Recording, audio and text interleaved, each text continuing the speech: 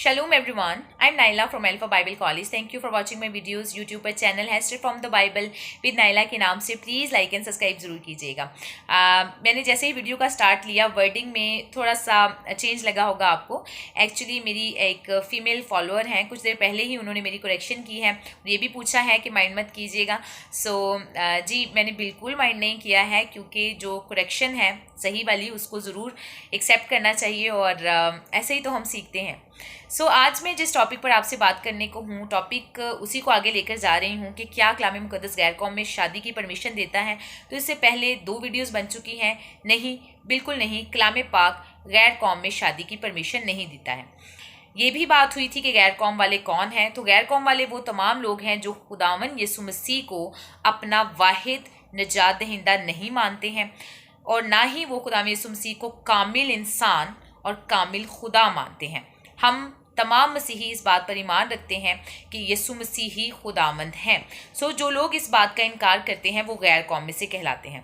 अब कलाम मुक़द्दस फरमाता है कि जो गैर कौम में शादी करेंगे उसके लिए बहुत से सख्त अल्फाज इस्तेमाल किए गए हैं। कलाम पाक में लिखा है कि यहोवा खुदा उनके खिलाफ खड़ा होगा, उनको हलाक करेगा, उनके नाम किताब हयात से मिटा दिए जाएंगे और वो खुदा की बादशाही में शरीक नहीं होंगे। ये भी बात की गई थी कि ऐसा बिल्कुल नहीं कहा जाता है कि जो गैर कौम वाले हैं कि वो अच्छे इंसान नहीं हैं। बेशक कि वो बहुत अच्छे इंसान हो जाते हैं, लेकिन क्योंकि वो मसीही ईमान पर नहीं है इस वजह से वो गैर कौम में से हैं। और कलाम इस बात की नफ़ी करता है और इनकार करता है कि ऐसे लोगों से शादी नहीं करनी है, चाहे वो मेल हो या फीमेल हो। हम जिस माशरे में रहते हैं मेजॉरिटी यहाँ पर जो है वो अहले इस्लाम से हैं। तो अहले इस्लाम में जो है वो जो अहले किताब हैं उन बेटियों से शादी कर सकते हैं, लेकिन अहले किताब को अपनी बेटियां दे नहीं सकते हैं। उसकी रीज़न ये है कि जो नस्लें हैं वो मेल से रन करती हैं। अगर तो अहले किताब की वो बेटी ले लेते हैं और उससे शादी कर लेते हैं तो उनके जो बच्चे होंगे वो तो अहले इस्लाम से ही रहेंगे। उसमें कोई बहुत बड़ा डिफरेंस नहीं आता है। अगर वो फीमेल तो इस्लाम एक्सेप्ट कर लेती है दैन इट्स, नहीं भी करती है तो इसमें उनको कोई फ़र्क नहीं पड़ता है। रीज़न ये है क्योंकि उनके बच्चे और वो ख़ुद तो उसी मज़हब को फॉलो कर रहे हैं जो उनके लिए अपनी जगह पर ठीक है। यहाँ पर प्रॉब्लम आती है तब उस फीमेल के लिए जो कि बीइंग ए क्रिश्चियन उस शख्स के साथ ज़िंदगी गुजार रही है। अब चूँकि वो बीइंग ए क्रिश्चियन ज़िंदगी इसलिए गुजार रही है क्योंकि उसको कुछ चीज़ें हैं जिनके साथ वो इत्तेफाक नहीं करती है, दैट्स वाई वो कन्वर्ट नहीं होती है। अब वो कन्वर्ट नहीं होती है तो वो सारी चीज़ें वक्ती तौर पर जिसको उसने कंप्रोमाइज़ कर दिया था, क्योंकि फ़ाइन मैं अपने रिलीजन में रहूँगी, आप अपने रिलीजन में रहें, तो हम इस तरह से नॉर्मल ज़िंदगी गुजारेंगे। अब इसी से रिलेटेड मैं आपसे एक सच्चा वाक़या शेयर करने को हूँ। ये एक मसीही बेटी हैं जो मेरे साथ तकरीबन 1 मंथ पहले ही कांटेक्ट में आई हैं। उनकी परमिशन से मैं ये वाक़या शेयर करने के लिए हूँ और वो ये प्रेजेंट हाल में ये टाइम गुजार रही हैं।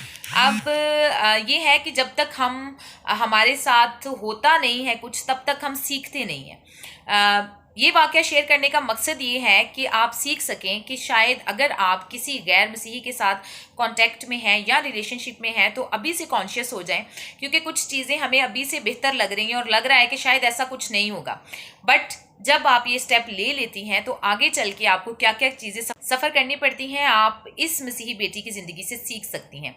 अब इस मसीही बेटी ने आज से 10 साल पहले किसी से ठोकर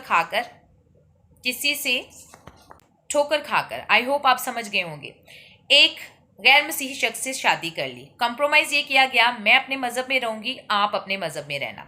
10 साल गुजर चुके हैं इस बात को। अब उसकी 5 साल की बेटी है और 7 साल का बेटा है। 5 साल का बेटा है और 7 साल की बेटी है। अब ये है कि वक्त के साथ साथ उसे ये लगना शुरू हो गया कि मैं जिस फेथ में हूँ वही जो है मेरे हस्बैंड का भी होना चाहिए और मेरे बच्चों का भी होना चाहिए, जबकि वो इस बात पर पहले ही कंप्रोमाइज़ कर चुकी है कि मैं अपने रिलीजन में रहूँगी, आप अपने रिलीजन में रहना। अब क्योंकि मेल का रिलीजन जो है वही बच्चों ने फॉलो करना है और बच्चे वही रिलीजन फॉलो कर रहे हैं, अब वो जो फीमेल है वो ये बियर नहीं कर पा रही है कि मेरे बच्चे उस रिलीजन को फॉलो कर रहे हैं जिसको वो खुद फॉलो नहीं करती है।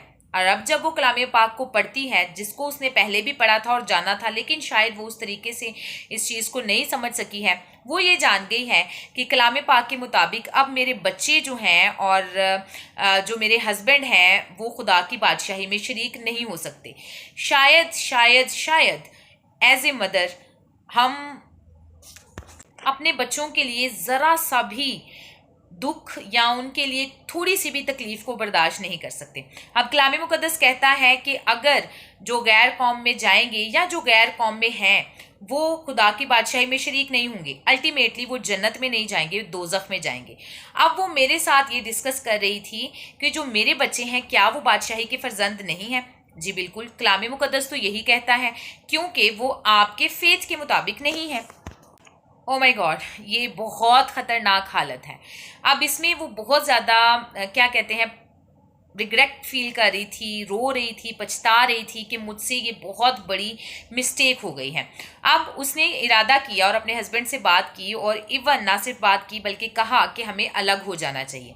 अब उसके हस्बैंड ने उसे कहा, वेलकम, आप अलग होना चाहती हैं तो हो जाएं, लेकिन इन बच्चों पर आपका कोई इख्तियार नहीं है। Being a mother, emotionally attachment वो अपने बच्चों को नहीं छोड़ सकती है, और कलाम पाक के मुताबिक वो उनकी तरबियत नहीं कर सकती है, क्योंकि वो अपने फादर के रिलीजन को फॉलो कर रहे हैं। सेम टाइम उसके दिल में ये तकलीफ़ है, दर्द है कि जो मेरे बच्चे हैं वो खुदा की बादशाही में शरीक नहीं होंगे। दूसरा, उसको ये है कि मैं एज ए मदर कैसे अपने बच्चों को छोड़कर तो उनसे अलहदा हो जाऊं, लेकिन वो दोबारा से क्या कहते हैं तौबा करके वापस भी आना चाहती है। बेशक कलाम पाक के मुताबिक वो वापस आ सकती है, खुदा उसको माफ़ कर देगा, लेकिन वो सारी चीज़ें, जो सर्कमस्टांसेस, जो मजबूरियाँ उसके इर्द गिर्द बन गई हैं, वो उसमें से कैसे निकले। अब वो दिन रात रोती है और ये सोचती है। ना सिर्फ ये, बल्कि उसके हस्बैंड ने उनके जो रिलीजियस लीडर हैं उनके पास उसको लेकर गए और उस पर फतवा जारी किया कि अब आप इस रिलीजन में आ चुकी हैं तो आप यहाँ से जाएंगी तो आप वाजिबुल कत्ल हैं, यानी कि आपको कत्ल कर देना चाहिए।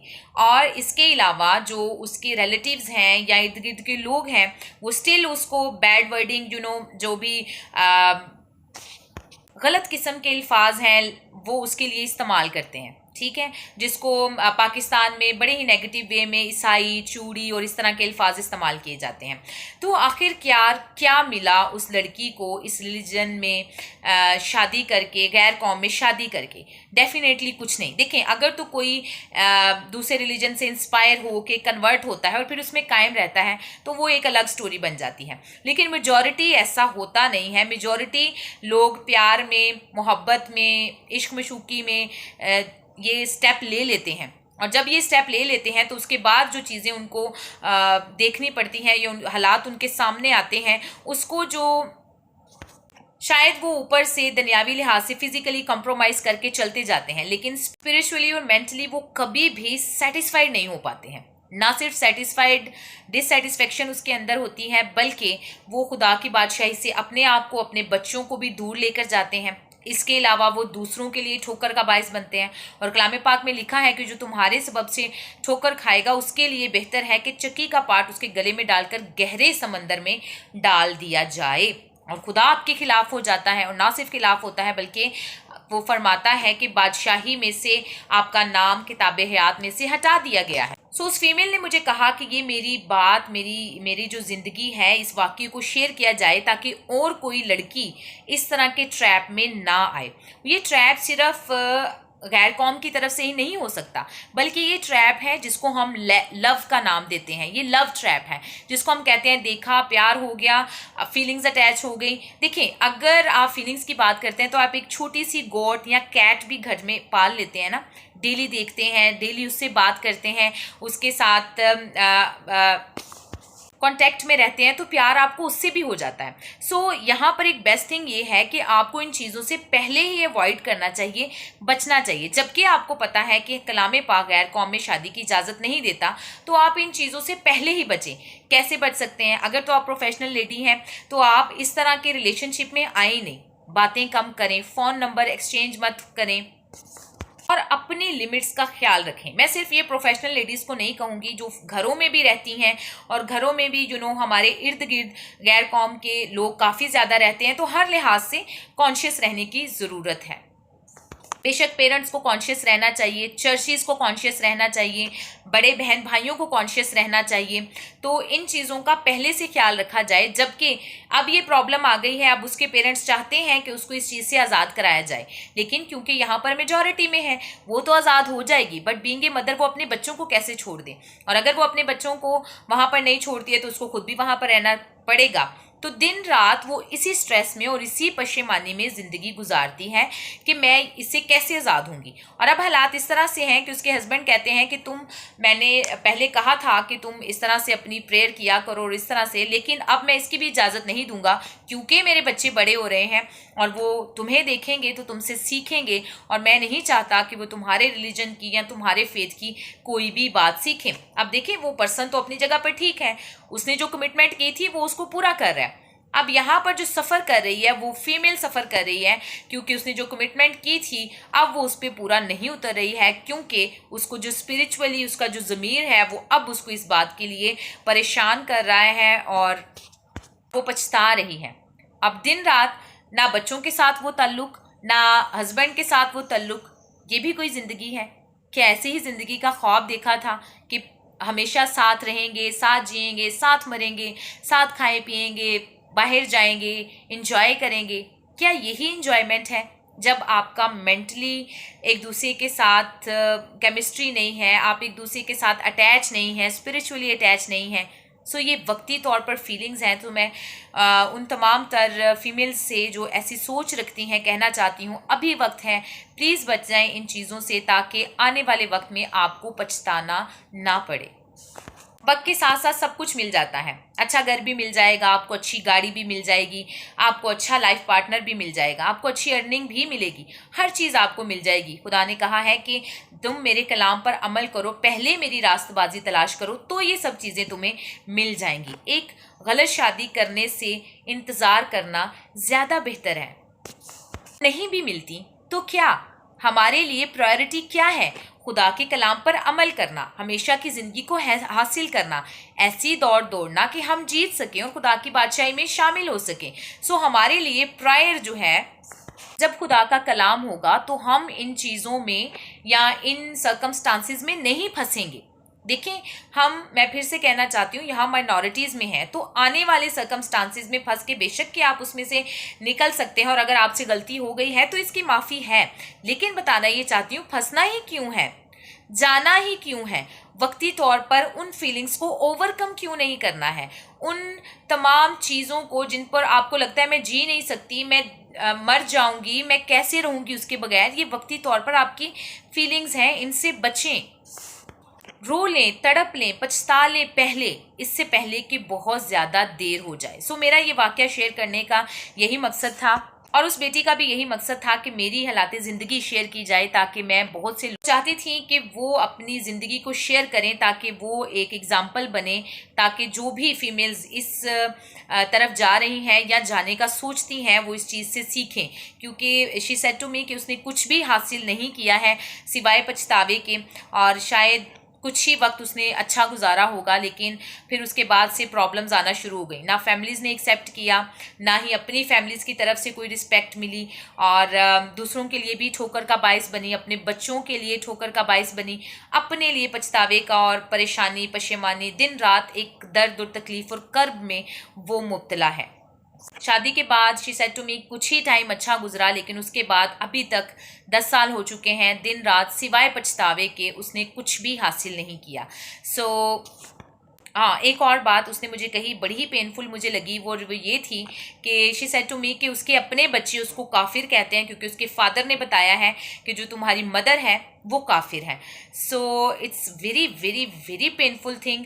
और एक मसीही बेटी बेटा होने के नाते आप जान सकते हैं कि वो किस कर्ब से गुजर रही होगी। आप सबसे रिक्वेस्ट करना चाहती हूँ, ऐसे लोगों के लिए दुआ किया करें और ऐसे लोगों को पहले से इन चीज़ों से बचाने की पूरी कोशिश किया करें, अनथक कोशिश किया करें किसी भी तरह से। जैसे मेरा मकसद है, मैंने ये शेयर किया, आप इसको आगे फॉरवर्ड करें ताकि ये चीज़, ये वीडियो ऐसे बच्चों तक पहुँच सके जो ऐसा करने का सोच रखते हैं। बल्कि ज़रूर कोशिश करें किसी भी मीडिया के थ्रू, मीडियम के थ्रू आप उनकी ज़िंदगियों को अगर बचा सकते हैं तो ज़रूर बचाने की कोशिश करें।